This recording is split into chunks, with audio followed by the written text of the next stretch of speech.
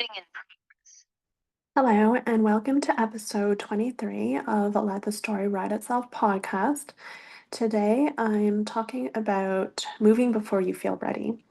This is in relation to my round the world trip that I've been expanding upon for the last for this whole series essentially, which really was how my round the world trip came about back in 2016.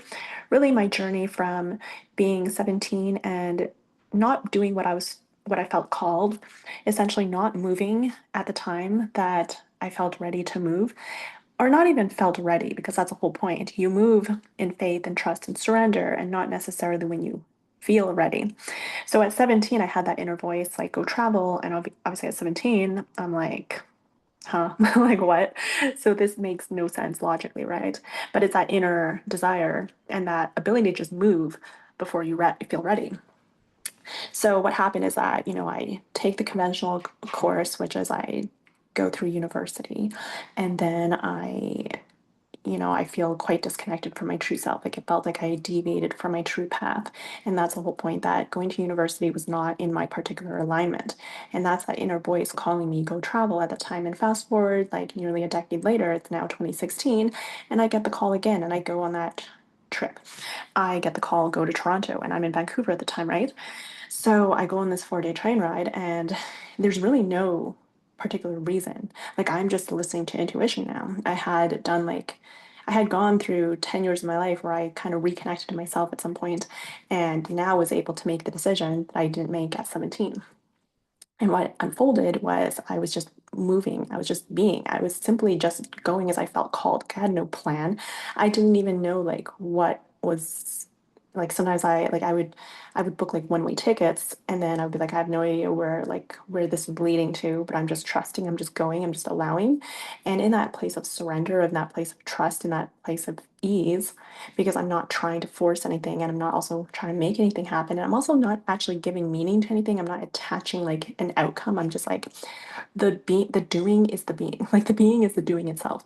Because, if you think back to when I was 17, I was almost like not acting from this intrinsic purpose. I was thinking, well, if I do A, then B. And like a lot of the logical thought was like, well, if you complete a degree, then this and this and that, and this and this and that. A lot of this logical thought, or like this outcome based decision making, was just not really truly in alignment, because it's like that's why I always felt off, because I'm like, well, that doesn't feel right. Like inside, like there was this inner discord, because I was like I could feel it, but I logically didn't know why. Or like even if I did, it's like I wasn't even in that intuitive space, or I hadn't grown into that full trust in myself to be able to make that embodied decision and just be like, yep, nope, I'm not doing this, like immediate no, like this is not right. And however that comes about, like just maybe over time, you learn to quelch your own true feelings, or you suppress your own actual like desires, and somehow you start making decisions from a place more of fear.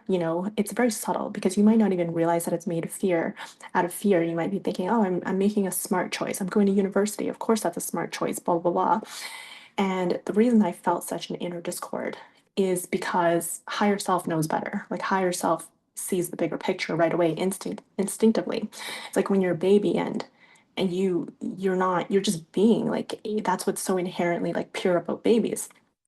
They are not conditioned to behave according to what society necessarily wants them to be. Like babies are so pure in that sense, but over time, sometimes you get conditioned out of that purity. And that really is like the tragic part, that you want to try to change that trajectory, right? So that you don't make these decisions that are not actually truly on your path. And what happens is that it's now 2016. And the reason I'm like, this whole podcast, this whole series is really focused on letting the story write itself, which is allowing that higher self to to be the leader, to take the forefront, to lead from that place of intuitive knowing and that inherent self-trust, is because really it's almost like just returning to your most intrinsically pure state, which is when you were a baby, essentially. I mean, obviously, you can't necessarily return to the exact state of being that you were. Like, that's literally probably impossible in that sense. But you can, in fact, reclaim the part of yourself that has been, for the most part, maybe changed in some way, like deviated from the true path, disconnected with your true sense of alignment just by way of conditioning of the world, right? Which may not necessarily be in a healthy, whole, high frequency vibrational state, which all babies are in the first place, and like nature itself is always in that high vibrational state because it doesn't have the conditioned human mind that is so susceptible to the thought process in that sense. And yeah, so I tell this story like an anecdote because it's almost like illustration. It's an illustration of how these practices are put into practical in practical ways, like a practical story, a practical journey. And what it was is that I surrendered. I was like, okay, you know what? I was in this life coaching program and in Vancouver at the time, and it was like January 2016. And the program had just started, and I was like feeling quite high. I was like living in my dream city and like luxury high rise and in the heart of downtown, just like super fun for like someone in their 20s, and like a few blocks to this private college. So I just it's just like it's like it was just like overall like I had a quite a nice setup, and I had like a part-time employment that I could do like when I wasn't going to this private college. So everything was just quite nicely in place, and I had really extricated myself from that feeling of like I must like get some kind of employment or use this degree that I did. And even the fact that I was now just pursuing life coaching, which was more on path for me and more like an intuitive direction that I listened to, and then I applied, and then I had to do scary things. I had to ask people for references and things like that. And that was always like something that I was scared to do in the past, like having to ask people to do something for me or get a reference for them, or and like trying to get into something. And then I got in, and then I was like, and it just felt like, yeah, everything. And sometimes that's the point. When you get to like a certain vibrational standpoint where you already have enough, you already feel complete and whole, oftentimes that's where you get a new, like that's where it's like source, higher power, your inner being is like can speak to you, because you're almost in that high vibrational frequency state to hear the call. If you're not even close to that state, you may be like in a state of like despair, depression, anxiety, like really, really negative, like heavy, dense emotions. And in that state is like you're looking for like the next piece up. So you're not even maybe thinking, like you're looking at like just self-expression. You're just trying to like get yourself out of this darker place kind of thing. So it's like more like a survival place. You're not even in that higher vibrational point to have these inspired ideas. Really like these inspired ideas come when you're already in a pretty good spot. Like you're feeling the joy, you're feeling a state of abundance, you're feeling a state of being like well and whole and complete already. And that's often where you get these ideas for more. So what happened is that that's what happened. It's like it's just when you think things are good, quote unquote good, suddenly you're called to more, and you're like, can you let go of the good for what could be even better in that sense? Like, because there was this inkling inside of me. I was like, for some reason, I'm just feeling like I'm just going day in, day out. Like, I don't necessarily feel like I'm learning or growing that much, to be honest. Like, I've already done a degree, so I don't feel like this is a challenge for me. Like for me, it was like more of a soul purpose. I feel more of a calling because I like these are topics that I like to talk on anyway. Like that life, like life itself, like that philosophy and that self development and personal development and growth and all of that. Like these are all the topics inherently that I love to talk about. So of course, life coaching is aligned in that sense, but maybe the way, like the how, the what, the who, what, where, and why is not necessarily the best time or place, or maybe not even like the higher journey that myself wants me to take. So in that moment, I'm like, and also I've been like, Vancouver's not a new city. Yes, it's a fun city. I like the city, but at the same time, I wasn't really learning or growing there because I'd already like been everywhere in a sense. Like it's not like a new like for me. I'm not originally from Vancouver. I'm from Alberta. So it's like a new city for me, but I've been going there since I was a child. And I also lived there like in my earlier 20s. And then I moved there again in 2016 or 2015, and then was now there for this life coaching program. So it's like for me, I started getting this feeling like I'm bored. Like I feel like I'm wading through molasses. That was actually a legitimate thought. And I even was like talking to him at the phone on with my mom, and I was telling her, I was like, I don't know why, like I feel like I'm kind of just dragging myself through the day, even though like me, like I love coming here and just visiting this place. And whether I was just visiting or living there. Like I'd always been drawn to Vancouver at different times in my life.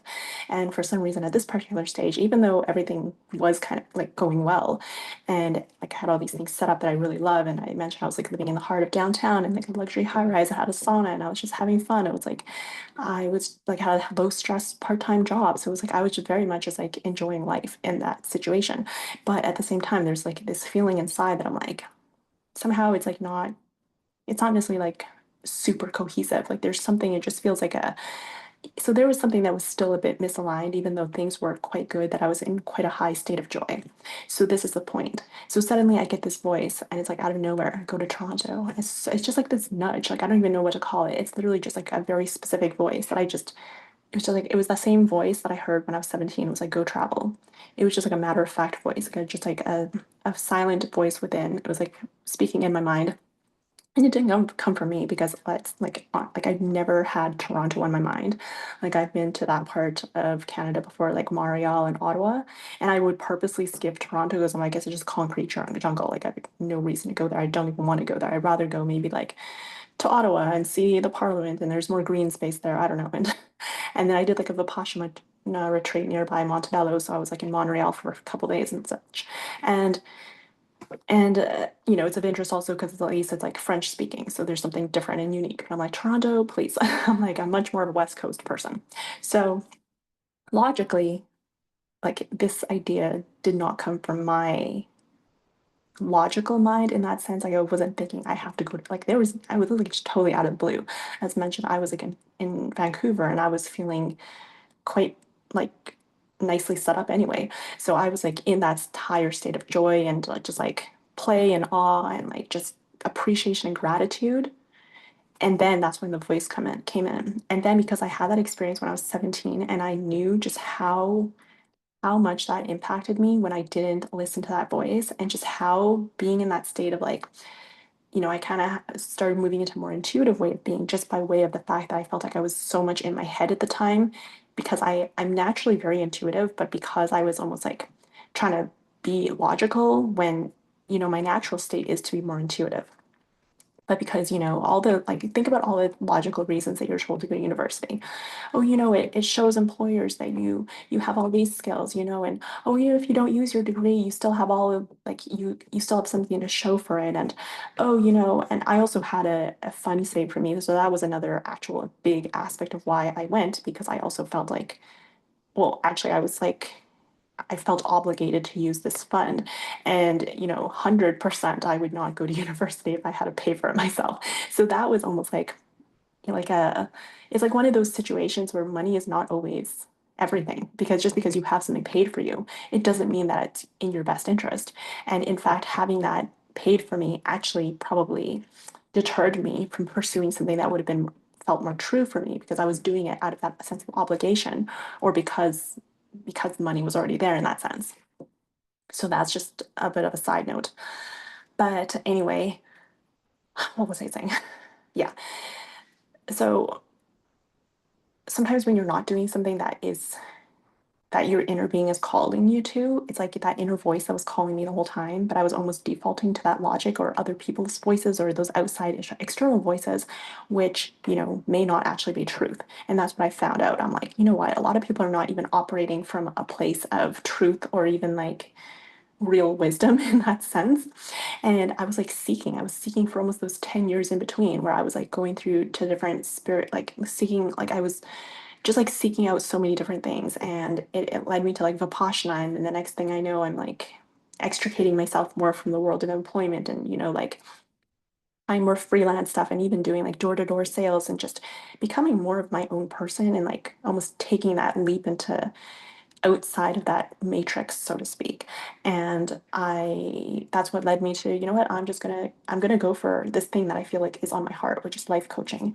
And so that was like, I felt like a step in a warmer direction. I was like, okay, you're getting warmer. But then it was like, but can you now drop it all and let go of it all, let go of the good for something better? And that was really the fork in the road because now it's like January 2016. I feel like, wow, I have some semblance of like who I want to be. I'm like living on my own in my dream city. I'm, in a program that I actually feel called to in some way, and I'm just like in a higher state of appreciation and joy, right? And then the next thing is like go to Toronto, and I'm like, what? And now it's different though because I'm obviously 10 years older, 10 years wiser, have the experiences, have a bit more of that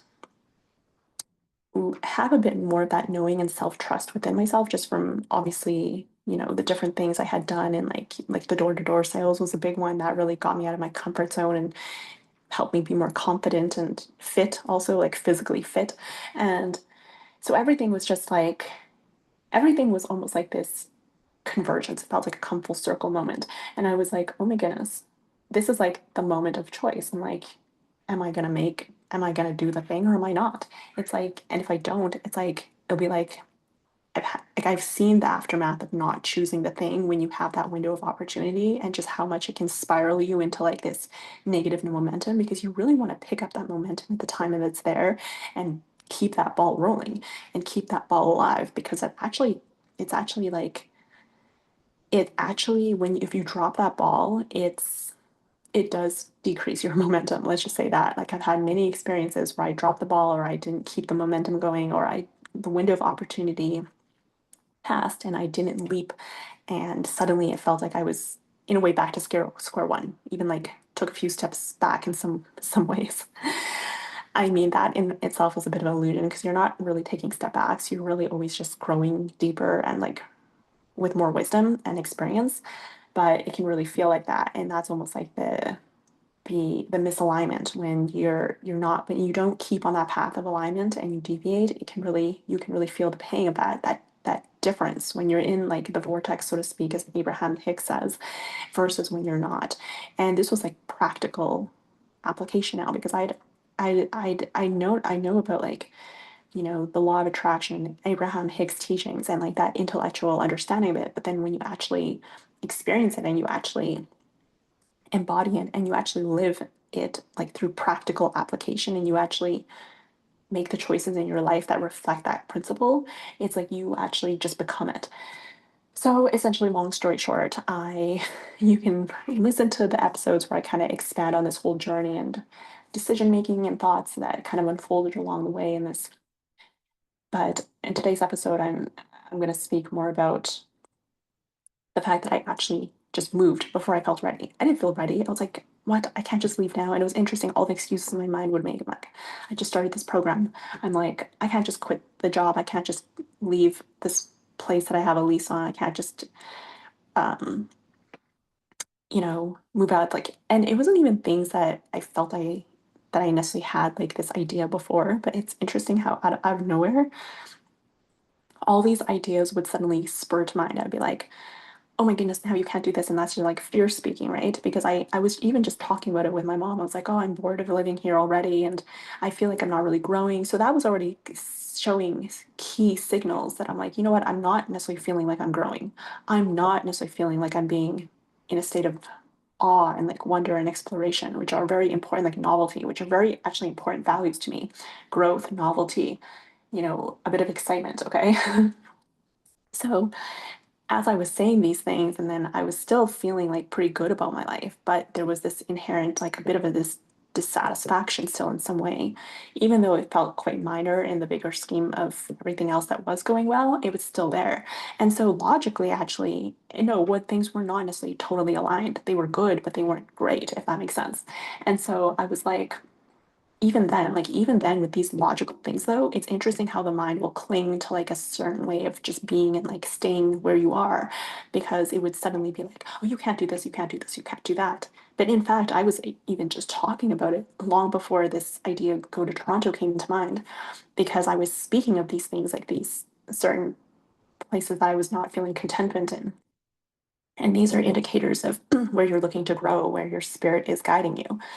And so actually, this is where you can actually, in fact, trust that voice, because it always has your best interest in heart. And in fact, it often is more logical than your mind is actually much more emotional than your instinct. I have to say from experience, the mind will come up with all sorts of excuses and emotional, like this and this and that. It's not even really that logical. So even the thing that you mistake for logic is actually not even that logical. And it was actually this illusion that I came to shift when I was making that decision. I'm like, why is it that joy is not prioritized? Like, when I feel this sense of joy and this feeling of being called and this feeling of ease in this direction versus the other direction, it felt more effortful. It felt more I was having to justify myself. I was having to keep myself in a place just to say that I did it, I feel validated somehow. And it's like, and I was like, you know what, though, I've already done a degree. I'm not doing this because I don't think I can do it. I'm not doing this out of fear. I'm not leaving this program out of fear. I'm not leaving this city out of to escape or anything. I'm not, all these things, that maybe people might try to be like, oh, well, maybe you're doing it for this, or you're not really thinking properly, or this and this and that. And it's like, no, but not that's not all of any of these things, in fact. And what it really was. Like, I think it was from those years of experience that I had that I was like, I could really stand behind that and be like, no, that is not actually the case. These are not valid reasons at all. I'm not leaving the program because I feel scared of doing it. I don't even want to leave the city. Like, actually, I don't want to leave the city, but I'm getting a call to leave the city.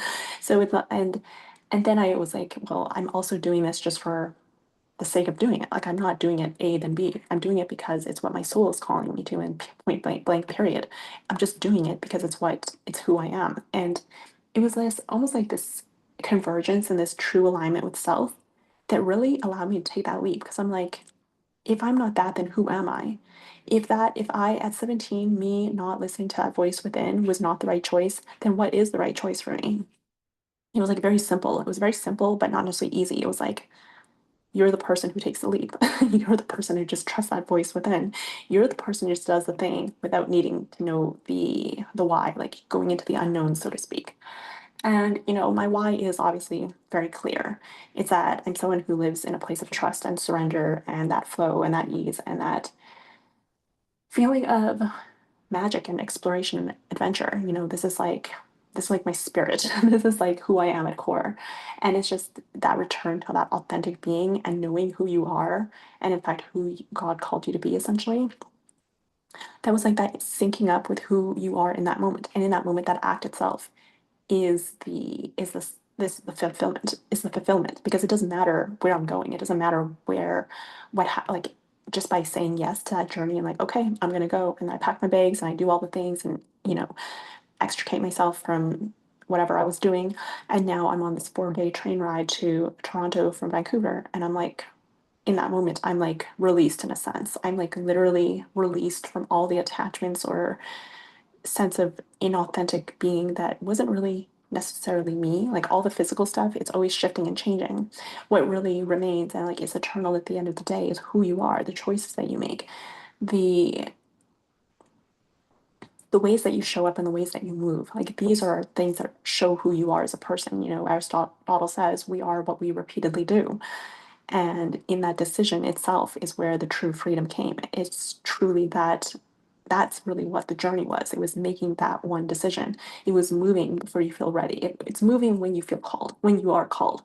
And it's not even about like going to Toronto. It's not about doing any of these things. But when I did get to Toronto, I then got a call to make another leap, which was to go to Barcelona. So that was like an opportunity where I get to make decide again. I'm like, who are you? And I'm like, I'm the person that takes the leap. And like every time I would just leap again and again and again. I got so good at this practice. Essentially, I went around the world for more than a year. And each time I would literally just be leaping from one place to another. And it was through this particular modality of traveling the world solo for like over a year that was really the practice of leaping and just moving as I feel called and being who I am called to be. World traveler, explorer, adventurer, like surrender, trust, move in flow and ease and trust God essentially. Like that's essentially who I am. And it's like who I've become even more deeply through it's also been now a decade since 2016. It's 2025 now. It's almost a decade since that moment. I'm like I'm like a totally well, not a different person, but like I'm like think of it I now have like a decade of experiences and practice of taking that leap over and over again. I've been to more than 55 countries now since that moment solo. So it just shows how how the journey often unfolds in the moment that you're making the decision, in the moment that you're making the choice. Are you moving when you feel called? And that's really what the journey is about. Let the story write itself. It's not even necessarily about the round the world trip per se. It's about the leaps that I made. It's about the saying yes to the journey in the first place and that inner voice within. And that's really what Let the Story Write Itself is about at core. So that's episode 23. Move before you feel ready. Move when you feel called. When you get the call, are you moving, essentially? And that is episode 23 of Let the Story Write Itself podcast.